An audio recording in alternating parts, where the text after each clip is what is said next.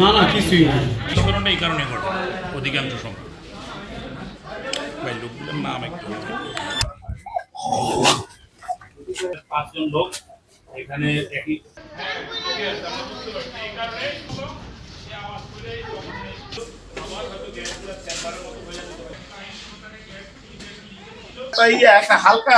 সেটা বিষয় না, দগ্ধ হয়েছে অনেক মানুষ।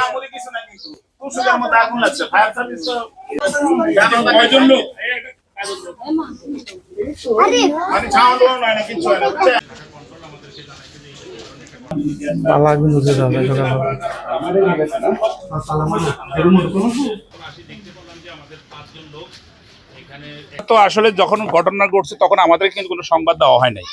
আমরা আপনাদের টিভির স্কলে দেখাই আমাদের কন্ট্রোল আমাদেরকে বলছে, এই জন্য আমরা ঘটনাস্থলে আসলাম।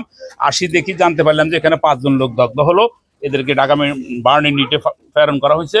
কিন্তু আমরা যেভাবে দেখলাম তাদের একটা গ্যাস সিলিন্ডার আছে, এখানে গ্যাস সিলিন্ডারের একটা অংশ বের হয়ে গেল। এখানে হয়তো কোনো কারণে গ্যাসের লিকেজ ছিল, দরজা জানালা বন্ধ ছিল, হঠাৎ কোনো সময় আবার রান্না করার জন্য যদি আগুনের কোনো স্পর্শ এসে থাকে, এক ধরনের একটা বিস্ফোরণে হয়তো তারা দগ্ধ হইতে পারে। কিন্তু তৎক্ষণাৎ আমাদেরকে ওরা কোনো সংবাদ দেয় নাই।